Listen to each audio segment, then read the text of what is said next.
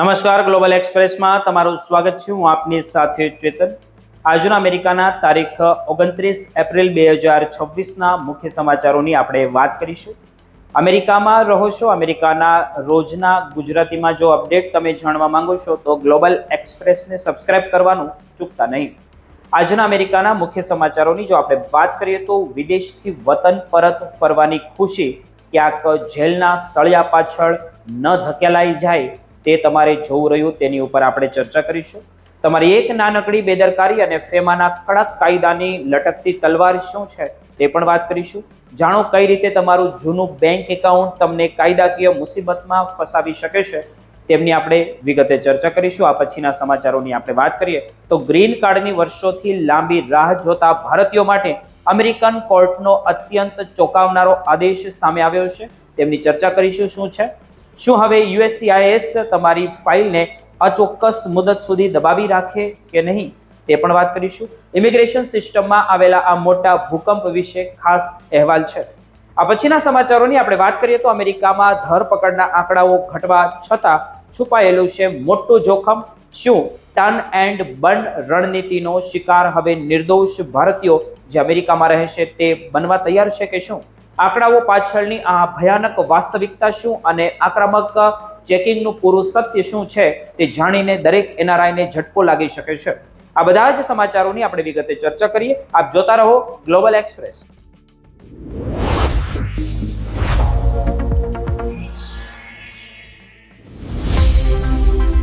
આજે આપણે એક એવા વિષય પર ગંભીર વાત કરવા જઈ રહ્યા છીએ જે વિદેશથી ભારત પરત આવતા દરેક ભારતીય માટે અત્યંત મહત્વનો અને સમજવા જેવો વિષય છે.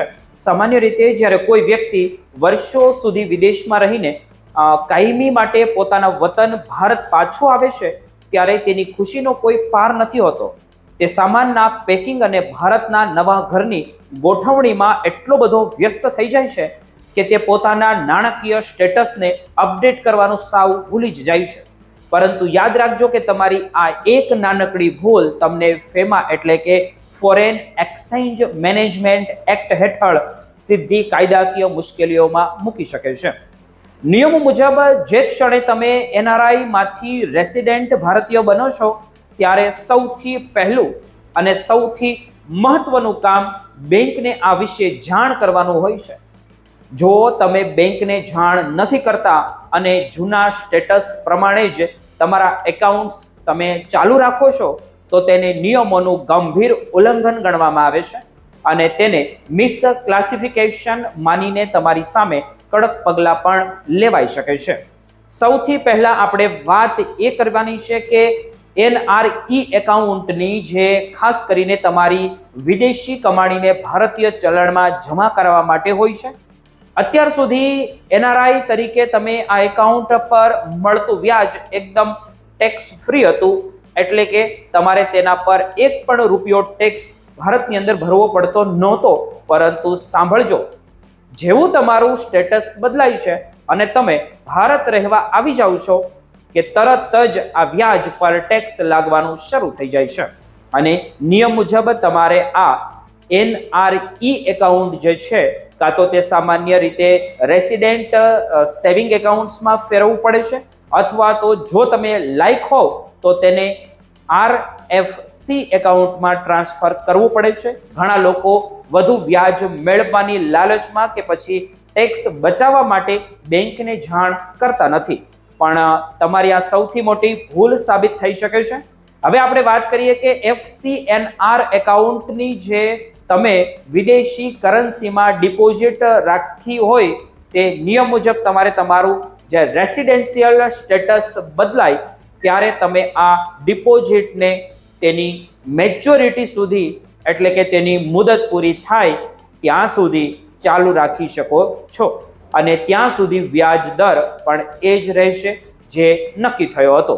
પરંતુ જેવી મુદત પૂરી થાય કે તરત જ તમારે આ ફંડને કાં તો આરએફસી એકાઉન્ટમાં અથવા તો રેસિડેન્ટ એકાઉન્ટમાં ફેરવવું તમારી માટે ખૂબ જ અનિવાર્ય છે.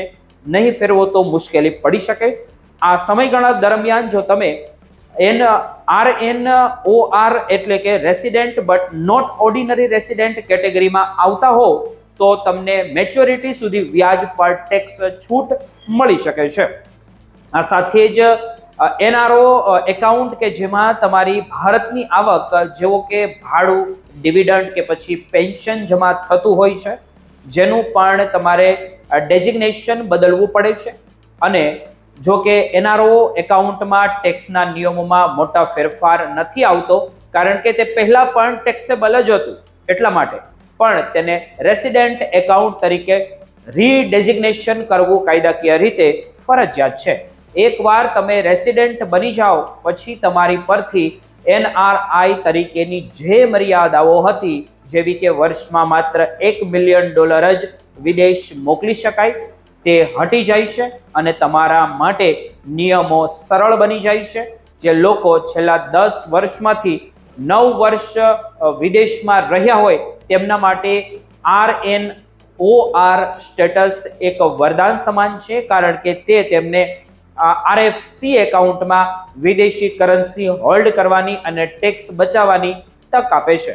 આ બધી વાતોનો નિષ્કર્ષ મિત્રો એ જ છે કે બેંક ખાતા એ માત્ર પૈસા રાખવાનું સાધન નથી, પણ તે એક મોટું રેગ્યુલેટરી કમ્પ્લાયન્સ છે, જે તમારી જવાબદારી છે.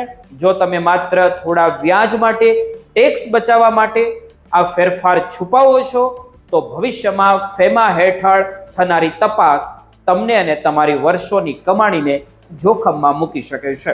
તેથી જ અમારી પ્રેક્ટિકલ એડવાઇસ તમને એ જ છે કે ભારત પગ મૂકતાની સાથે સૌથી પહેલા તમારે બેંકનો સંપર્ક કરવો જોઈએ, તમારા દસ્તાવેજો અપડેટ કરાવો અને જો જરૂર જણાય તો કોઈ ટેક્સ એક્સપર્ટ હોય, પ્રોફેશનલની સલાહ પણ લેવી જરૂરી છે. કારણ કે યાદ રાખજો, કાયદાની અજ્ઞાનતા તમને સજામાંથી બચાવી શકતી નથી અને એક નાનકડો વિલંબ પણ મોટી પેનલ્ટીનું કારણ બની શકે છે. આશા છે કે આ માહિતી તમારા માટે ખૂબ જ ઉપયોગી સાબિત થયો હશે.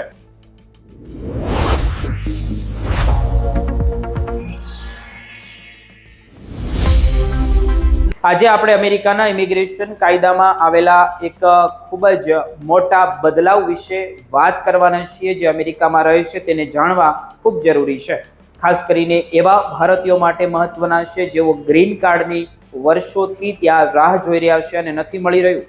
અમેરિકાની એક કોર્ટે અત્યંત મહત્વનો ચુકાદો આપતા સ્પષ્ટ શબ્દોની અંદર ત્યાં અમેરિકાની અંદર કહી દીધું છે કે USCIS એટલે કે અમેરિકાની ઇમિગ્રેશન એજન્સી કોઈ પણ વ્યક્તિની ગ્રીન કાર્ડ એપ્લિકેશનને અનિશ્ચિત સમય સુધી હોલ્ડ પર રાખી શકતી નથી. આ માત્ર કોઈ સામાન્ય વિલંબ નથી, પણ હવે એક મોટો લીગલ ઇસ્યુ બની ગયો છે. જજે પોતાના આદેશમાં કહ્યું છે કે સરકારી એજન્સીઓ પાસે એપ્લિકેશન પ્રોસેસ કરવાનો અધિકાર ચોક્કસ છે, પણ તેની પાસે પણ કેસને અટકાવી રાખવાની કે ઇન્ડિપેન્ડન્ટ ડિલે કરવાની કોઈ સત્તા નથી. અત્યાર સુધી USCIS એવી પોલિસી અપનાવી રહ્યું હતું કે ઘણી એપ્લિકેશનોને પ્રોસેસ કરવાને બદલે કોઈ પણ જાતની ટાઈમલાઈન આપ્યા વગર હોલ્ડ પર મૂકી દેતું હતું, જેમના કારણે અનેક અરજદારો ભારે અનિશ્ચિતતામાં મુકાઈ ગયા હતા. કોર્ટે આ પ્રેક્ટિસને કાયદાની વિરુદ્ધ ગણાવી છે, કારણ કે ઇમિગ્રેશન કાયદા મુજબ કોઈ પણ અરજદારનો કેસ કોઈ ચોક્કસ કારણ કે એન્ડ ડેટ વગર પેન્ડિંગ રાખી શકાતો નથી. અહીં એ સમજવું ખૂબ જરૂરી છે કે અરજદારોએ તમામ ડોક્યુમેન્ટ્સ જમા કરી દીધા હોય અને તેમની પાત્રતા પણ ક્લિયર હોય, તેમ છતાં નિર્ણય લેવામાં આવતો નહોતો. આ બાબતને ગંભીરતાથી લેતા જજે કહ્યું છે કે એજન્સીએ નિર્ણય લેવો જ પડશે, પછી તે મંજૂર હોય કે નામંજૂર હોય. મૌન રહીને કેસ દબાવી રાખવો હવે ચલાવી લેવામાં નહીં આવે. આ ચુકાદો ભારતીય અરજદારો માટે સંજીવની સમાન છે, કારણ કે ભારત માટે ગ્રીન કાર્ડનો બેકલોગ પહેલેથી જ કાયદાઓ કે દાયકાઓ સુધી લંબાયો છે અને ઉપરથી જો પ્રોસેસિંગ પણ વિલંબ થાય તો અરજદારોનું જીવન અધ્ધર તાલ થઈ જાય છે. હવે આ ચુકાદા બાદ ભારતીયો પાસે એક મજબૂત કાયદાકીય સમર્થન છે. તેમનો કેસ અચોક્કસ મુદત સુધી અટકાવી શકાશે નહીં. ઇમિગ્રેશન કાયદો એજન્સીને સમય સંચાલનની છૂટ તો આપે છે, પણ તેની સાથે અપેક્ષા પણ રાખે છે કે રિઝનેબલ સમયમાં નિર્ણય લેવો જોઈએ. જો કોઈ કેસ વગર કારણ લંબાય તો તેને તમે કોર્ટમાં પણ પડકારી શકો છો, જેમ કે મેડમસ એક્શન કહેવામાં આવે છે, જેમાં કોર્ટ પોતે એજન્સીને નિર્ણય લેવા માટે મજબૂર કરી શકે છે. આ આદેશ બાદ હવે યુએસસીઆઈએસે પોતાની આંતરિક પ્રોસેસિંગ પોલિસીમાં મોટા ફેરફારો કરવા જ પડશે અને હોલ્ડ પર રાખેલી એપ્લિકેશનો પર તાત્કાલિક કામ કરવું જ પડશે. જો તમારો કેસ પણ લાંબા સમયથી પેન્ડિંગ હોય તો તેને સામાન્ય માનીને બેસી રહેવાને બદલે તમારે તમારા કેસની જે ટાઈમલાઈન છે તે તમારે સતત ચેક કરતી રહેવી જોઈએ, અને જો એ અસામાન્ય લાગે તો કાયદાકીય સલાહ લેવાનો પણ વિકલ્પ ખુલ્લો છે.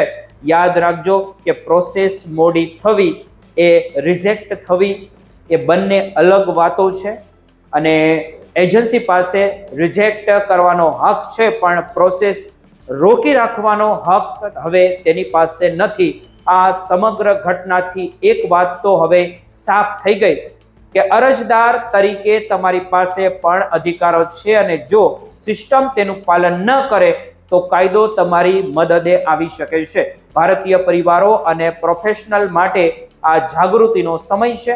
હવે તમે તમારી ગ્રીન કાર્ડની જે સફરમાં આવતા બિનજરૂરી અવરોધો સામે અવાજ ઉઠાવી શકો છો અને અનિશ્ચિતતામાં ફસાયેલા રહેવાને બદલે એક્શન લઈ શકો છો, કારણ કે ફેરનેસ અને ટાઈમલાઈન એ આખી પ્રક્રિયાનો મહત્વનો હિસ્સો છે. આશા છે કે આ માહિતી તમને ઉપયોગી લાગી હશે.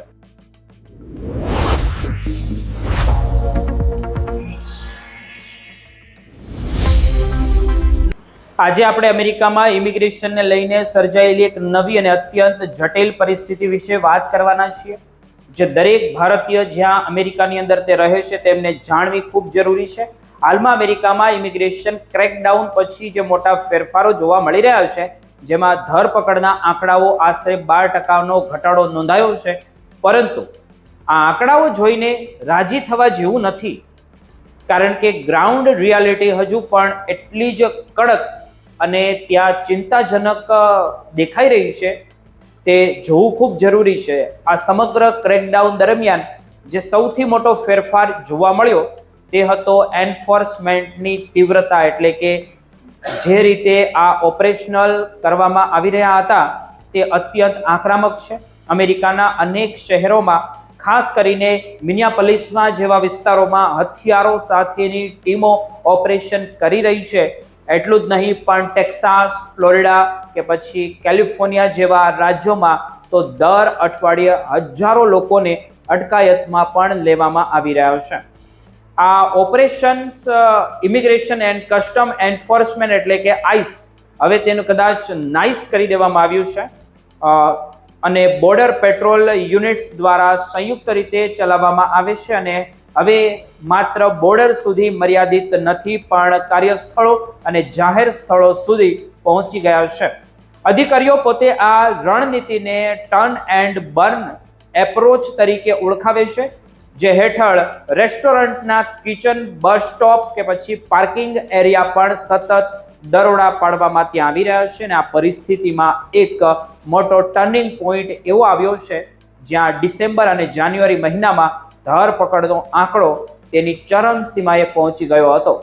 પરંતુ ત્યારબાદ મિનિયાપોલિસમાં જે 2 અમેરિકન નાગરિકોના મોતના કિસ્સા સામે આવ્યા પછી ભારે હોબાળો ત્યાં મચ્યો હતો, અને જનતાનો એવો આક્રોશ સામે દેખાયો હતો કે ભલભલાના આંખો ફાટી રહે, જેમના કારણે પ્રશાસનને સિનિયર અધિકારીઓની જે અદલા બદલી કરવી પડી અને તેમની રણનીતિમાં થોડો સુધારો કરવો પડ્યો હતો. આ જ બદલાવને કારણે સાપ્તાહિક ધરપકડમાં ઘટાડો જોવા મળ્યો છે, જે આંકડો પહેલા દર અઠવાડિયે સરેરાશ 8,347 હતો, તે ઘટીને હવે 7,369 સુધી પહોંચી ગયો છે. પણ સમજવા જેવી વાત તો એ છે કે આ ઘટાડો છતાં પણ એન્ફોર્સમેન્ટ પહેલેથી જે સરખામણીએ હજુ પણ ઘણું વધારે ગણી શકાય. વળી આ પેટર્ન આખા દેશમાં એક સરખી નથી. મિનેસોટા અને ટેક્સાસમાં ધરપકડ ભલે ઘટી હોય, પણ ઇન્ડિયાના અને નોર્થ કેરોલિના જેવા રાજ્યોમાં ધરપકડના કેસોમાં ઉછાળો આવ્યો છે એ જોઈ શકાય છે. એટલે કે ક્રેકડાઉન ખતમ નથી થયું, પણ તેની દિશા બદલાઈ ગઈ હોય તેવું લાગી રહ્યું છે. અહીં સૌથી મોટો પ્રશ્ન તો એ છે કે નિશાને કોણ બન્યું છે. અધિકારીઓ ભલે એવું કહેતા હોય કે તેઓ માત્ર ગંભીર ગુનેગારો પર ધ્યાન આપી રહ્યા છે અને બીજાને છોડી રહ્યા છે, પણ આંકડા કંઈક અલગ જ વાર્તાઓ કહી રહ્યા છે. ક્રેકડાઉન પહેલા 46% લોકો એવા હતા ક્રેકડાઉન પહેલા જેનો કોઈ ગુનાહિત ઇતિહાસ કે રેકોર્ડ નહોતો, અને અત્યારે પણ 41% લોકો એવા પકડાઈ રહ્યા છે જે નિર્દોષ છે અને જેની કોઈ ક્રિમિનલ હિસ્ટ્રી જ નથી. આનો અર્થ એ થયો કે સામાન્ય એડમિનિસ્ટ્રેશનની ભૂલો અથવા તો રૂટીન ચેકઅપ દરમિયાન પણ લોકોની અટકાયત કરવામાં આવી જ રહી છે. આ પરિસ્થિતિ ભારતીય પ્રોફેશનલ અને વિદ્યાર્થીઓ માટે ખૂબ જ ચેતવણીજનક છે, કારણ કે ઇમિગ્રેશન એન્ફોર્સમેન્ટ હવે માત્ર ગેરકાયદે એન્ટ્રી પૂરતું મર્યાદિત નથી રહ્યું, પણ જે ડોક્યુમેન્ટ્સ અને વિઝા કમ્પ્લાયન્સમાં નાની ભૂલ પણ તમને મુશ્કેલીમાં મૂકી શકે છે. તેથી પ્રેક્ટિકલ સલાહ તો એ જ છે કે હંમેશા તમારી સાથે વેલિડ ડોક્યુમેન્ટ્સ રાખો અને કોઈ પણ ઓફિશિયલ પૂછપરછમાં જે કંઈ પણ તમારી માહિતી સાચી હોય તે જ તમારે આપવી જોઈએ. તમારા વિઝાની શરતો જેવી કે એમ્પ્લોયમેન્ટ રૂલ્સ અને સ્ટે લિમિટનું ચુસ્તપણે તમારે પાલન કરો. આ બધી જ બાબતો પરથી સ્પષ્ટ તો એ થાય છે કે સિસ્ટમ અત્યારે અત્યંત કડક મોડમાં છે, અને ભલે ધરપકડમાં 12%નો ઘટાડો દેખાયો હોય, પણ જોખમ હજુ ટળ્યું નથી. માટે સાવચેત રહો અને દરેક નિયમને સમજીને જ આગળ વધો, જેથી તમારું કરિયર અને અમેરિકામાં વસવાટ સુરક્ષિત રહે. આ માહિતી તમને કેવી લાગી કોમેન્ટ બોક્સમાં જરૂર તમે જણાવી શકો છો. કોઈ સવાલ હોય તો પણ કરી શકો છો. આભાર.